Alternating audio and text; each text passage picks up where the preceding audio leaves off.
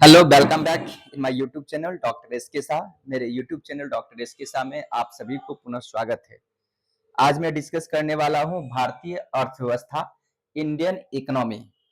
तो जैसा कि आप देख पा रहे होंगे, अर्थव्यवस्था क्या है उसके बारे में थोड़ा सा हम लोग पहले जिक्र करेंगे, उसके बाद आगे बढ़ेंगे। देखिए यहाँ के पैराग्राफ पढ़ेंगे।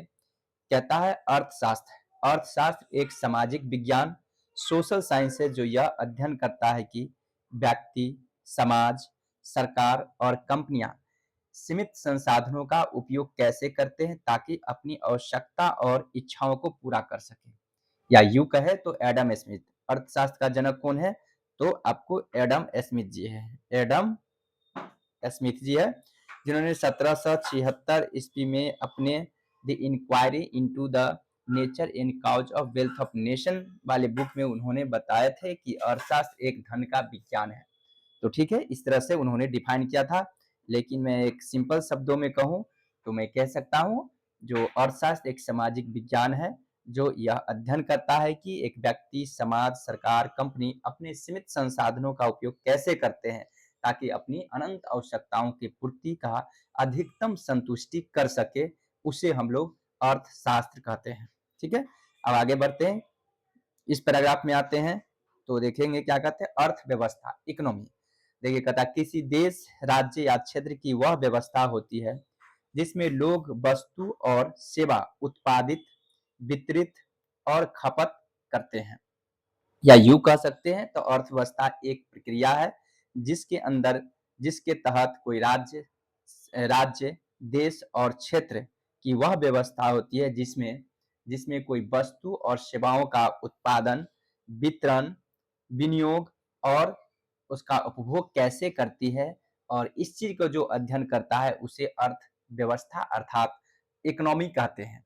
तो आपको क्या समझ में आया कि इकोनॉमी जो है और इकोनॉमिक्स में दो चीज देखने को मिला है। इकोनॉमिक्स एक सब्जेक्ट है जो हम लोग को सब्जेक्ट को अध्ययन करती है, जबकि इकोनॉमी कोई देश को रिप्रेजेंट करती है। जैसे भारतीय अर्थव्यवस्था, रसिया की अर्थव्यवस्था, अमेरिका की अर्थव्यवस्था कैसा है। तो ये हुआ अर्थशास्त्र को दो भागों में बांटा गया, माइक्रो एंड मैक्रो, अर्थात सूक्ष्म अर्थव्यवस्था और समष्टि। और माइक्रो के ही हम लोग व्यष्टि अर्थव्यवस्था कहते हैं, अर्थशास्त्र कहते हैं। फिर देखिए अर्थव्यवस्था की एक और परिभाषा है। कहता है अर्थव्यवस्था वह प्रणाली है जिसके माध्यम से एक समाज अपने सीमित संसाधनों का उपयोग कर वस्तु और सेवाओं का उत्पादन, वितरण, उपभोग करता है। ठीक है, अर्थशास्त्र की शाखाएं देखेंगे ब्रांच ऑफ इकोनॉमिक्स में, तो देखेंगे सूक्ष्म अर्थशास्त्र और समष्टि अर्थशास्त्र, यानी कि माइक्रो इकोनॉमिक्स और मैक्रो इकोनॉमिक्स है। ठीक है, तो समझते हैं माइक्रो इकोनॉमिक्स क्या है। तो इस पैराग्राफ को हम लोग स्टडीज करते हैं। सबसे पहले कहता है यह व्यक्ति, इकाइयों, व्यक्ति, परिवार, फर्म आदि के आर्थिक व्यवहार का अध्ययन करता है। ठीक है, उदाहरण देखेंगे। उदाहरण में कहता है एक उपभोक्ता मोबाइल खरीदने का निर्णय कैसे करता है, एक कंपनी कितनी कीमत पर वस्तु बेचते हैं। इन तमाम चीजों को हम लोग माइक्रो इकोनॉमिक्स में स्टडीज करते हैं। इसमें अगर अर्थशास्त्र की भाषा में कहें तो law of demand, law of supply, ठीक है, प्रोडक्ट प्राइसिंग के स्टडीज हम लोग माइक्रो इकोनॉमिक्स के जरिए करते हैं। अब इस पैराग्राफ में आते हैं समष्टि। देखिए कहता है समष्टि का अर्थ है बड़ा या समूह। यह पूरे देश या अर्थव्यवस्था के स्तर पर आर्थिक व्यवहार का अध्ययन करता है। तो क्या समझे, समष्टि मतलब समस्त, यानी कि मैक्रो, इसका मतलब होता है लार्ज, एक बड़ा, यानी कि एक छोटे स्तर, एक सिंगल इकाई, एक व्यक्ति के बारे में अध्ययन नहीं करके यह समस्त अर्थव्यवस्थाओं की आर्थिक पहलुओं को जब अध्ययन करती है तो उसे हम लोग समष्टि अर्थशास्त्र अर्थात मैक्रो इकोनॉमिक्स के नाम से जानते हैं। उदाहरण में भारत की जीडीपी क्या है, देश में महंगाई क्यों बढ़ रही है, इन तमाम चीजों को जब अध्ययन करती है तो उसे समष्टि अर्थशास्त्र कहते हैं। ठीक है, क्योंकि यहाँ पर कोई कोई देश को रिप्रेजेंट कर रहा है, मतलब इस समस्त अर्थव्यवस्थाओं को ये अध्ययन करती है। ठीक है, आगे मैं बढ़ता हूं। देखें सूक्ष्म अर्थशास्त्र जो मैंने फिर से डिफाइन किया हूं और मुख्य विशेषता क्या है देखेंगे। इसमें कहता है मांग और पूर्ति, मांग और पूर्ति, उपभोक्ता का व्यवहार, कंज्यूमर बिहेवियर, उत्पादन का निर्णय, प्रोडक्ट डिसीजन, मूल्य निर्धारण, प्राइस डिटर्मिनेशन, बाजार की प्रकार, मार्केट स्ट्रक्चर, इन तमाम चीजों को हम लोग माइक्रो इकोनॉमिक्स में स्टडीज करते हैं। ठीक है, उदाहरण की बात करें तो कहता है एक उपभोक्ता मोबाइल खरीदने का निर्णय कैसे करता है, एक कंपनी कितनी कीमत पर वस्तु बेचती है। अब चलते हैं समष्टि अर्थशास्त्र मैक्रो इकोनॉमिक्स पे हम लोग फोकस करते हैं। देखेंगे कहता है समष्टि का अर्थ है बड़ा या समूह, या पूरे देश या अर्थव्यवस्था के स्तर पर आर्थिक व्यवहार का अध्ययन करता है। मुख्य विशेषता है राष्ट्रीय आय, जीडीपी, ग्रॉस डोमेस्टिक प्रोडक्ट, बेरोजगारी, अनएम्प्लॉयमेंट, महंगाई, इन्फ्लेशन, मौद्रिक और राजकोषीय नीति, इन तमाम चीजों को, साथ ही साथ एग्रीगेट डिमांड, एग्रीगेट सप्लाई को भी ये करती है। नेशनल इनकम के बारे में, जीडीपी, एनडीपी, इन तमाम चीजों को, तमाम पहलुओं को कौन समष्टि अर्थव्यवस्था है इसमें क्या करती है, ये बताने की कोशिश करती है। ठीक है, आई होप आपको बातें समझ में आ रही होगी। उदाहरण देखेंगे, भारत की जीडीपी क्या है, देश में महंगाई क्यों बढ़ रही है। उसके बाद कहता है तीसरा है विकासात्मक अर्थशास्त्र, यानी कि डेवलपमेंट इकोनॉमिक्स। यह विकासशील देश जैसे भारत, नेपाल, बांग्लादेश आदि की समस्त समस्या और आर्थिक विकास की प्रक्रिया का अध्ययन करता है। विकास मतलब डेवलपमेंट इकोनॉमी। ठीक है, मुख्य विशेषता गरीबी और असमानता, मानव संसाधन विकास, सतत विकास और ग्रामीण विकास।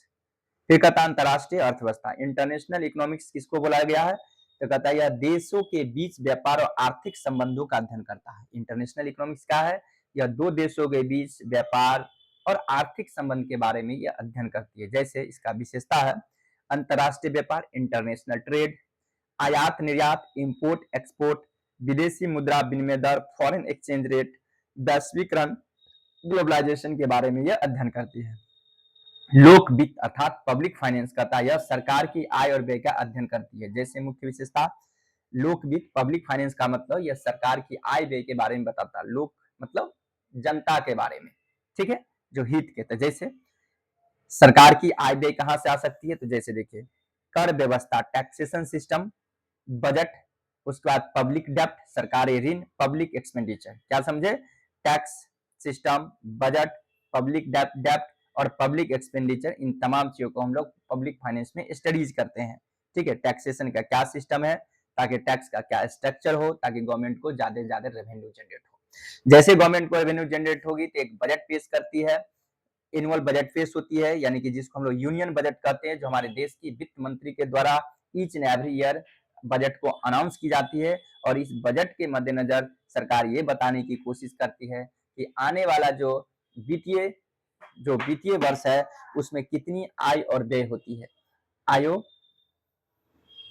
ठीक है, आय और व्यय होती है। ठीक, उसके बाद पर्यावरणीय अर्थशास्त्र, ठीक है, यानी कि इन्वायरमेंटल इकोनॉमिक्स। यह पर्यावरण और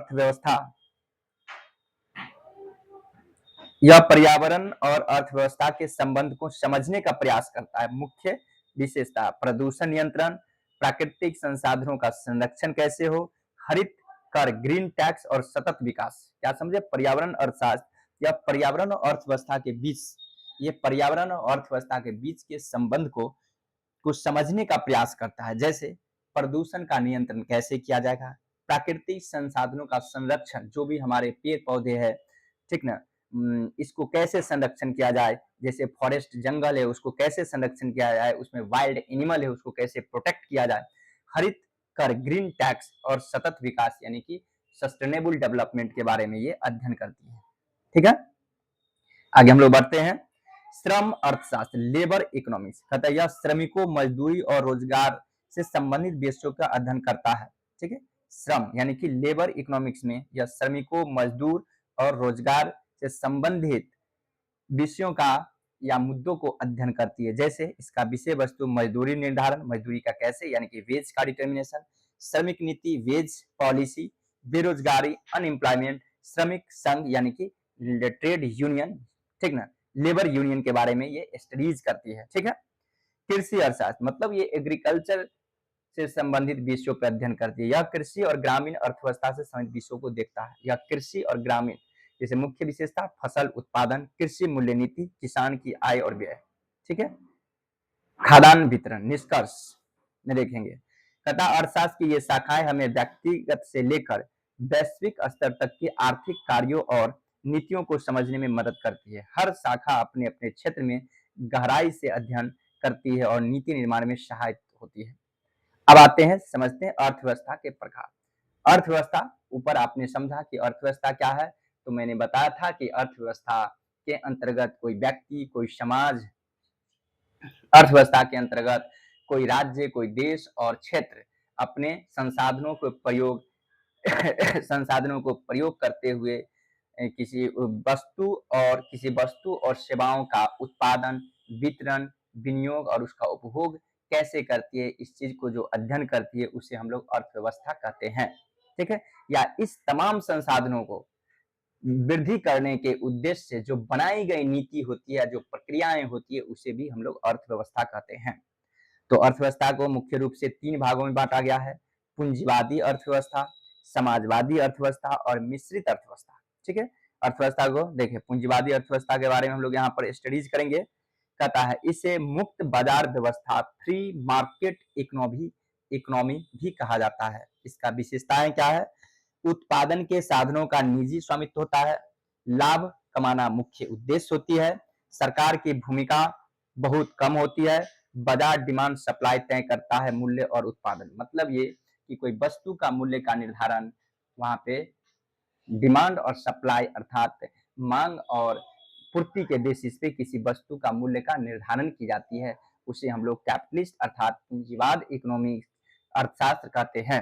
ये अक्सर डेवलपमेंट जो भी विकसित देशों होती है वहां पे पाई जाते हैं। जैसे अमेरिका एक पूंजीवाद अर्थव्यवस्था का एक बहुत बड़ा उदाहरण है।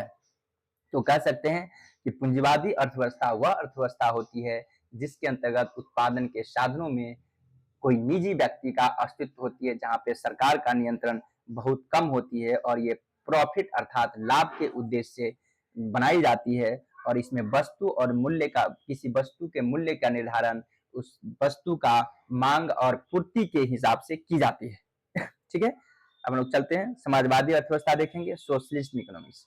तो उसी में क्या था, उसमें निजी उत्पत्ति के संसाधनों में निजी का जब अस्तित्व होती है तो उसको हम लोग कैपिटलिस्ट इकोनॉमिक्स बोलते हैं। जबकि समाजवाद अर्थव्यवस्था में किसी उत्पादन के संसाधनों में कोई सरकार का हस्तक्षेप होती है और इसी को हम लोग प्लान्ड इकोनॉमिक्स अर्थात सेंट्रलाइज इकोनॉमिक्स भी बोलते हैं। तो देखेंगे, इसको पढ़ेंगे। इसे नियोजित अर्थव्यवस्था अर्थात प्लान्ड इकोनॉमिक्स भी कहते हैं। विशेषता, उत्पादन के साधनों का सरकारी स्वामित्व होती है। इसमें जो भी उत्पादन होती है वो सरकार के हाथों में होती है, निजी क्षेत्र में नहीं होती है। सामाजिक कल्याण, सोशल वेलफेयर मुख्य उद्देश्य होती है। चूंकि सरकार के हाथों में होती है तो समाज को कल्याण करना इसका मुख्य उद्देश्य होती है। जबकि पूंजीवाद में क्या होती है, उसका लाभ कमाना मुख्य उद्देश्य होती है। सरकार तय करती है कि क्या, कितना और कैसे उत्पादन होगा। इसमें सरकार के द्वारा तय की जाती है क्या चीज उत्पादन किया जाए, कितना होगा और कैसे होगा। निजी संपत्ति की सीमित भूमिका, मतलब निजी संपत्ति के इसमें भूमिका नहीं होती है। उदाहरण, पूर्व में सोवियत संघ यूएसएसआर क्या था, एक सोशलिस्ट इकोनॉमिक्स था। चीन 1950 से 80 तक चाइना भी एक सोशलिस्ट इकोनॉमिक्स थी। और क्यूबा। ठीक है, फायदे, समानता को बढ़ावा देना, मूलभूत सेवाएं जैसे शिक्षा, स्वास्थ्य सबको मिलती है। नुकसान क्या है, नवाचार की कमी होती है, कार्यकुशलता में कमी होती है, लाल फीताशाही, ब्यूरोक्रेसी बढ़ती है। क्योंकि जब सरकार की अस्तित्व होगी तब ब्यूरोक्रेसी की बढ़ावा होगा, वहां अफसरशाही, लाल फीताशाही का मतलब होती है अफसरशाही, अफसर की बोलबाला होगा, क्योंकि वहां पर निजी चीजों का स्वामित्व नहीं होगा। ठीक है, अब चलते हैं मिक्स्ड इकोनॉमिक्स, मिश्रित अर्थव्यवस्था देखेंगे। एक बहुत बड़ी अर्थव्यवस्था है, अक्सर देशों में मिश्रित अर्थव्यवस्था ही पाई जाती है।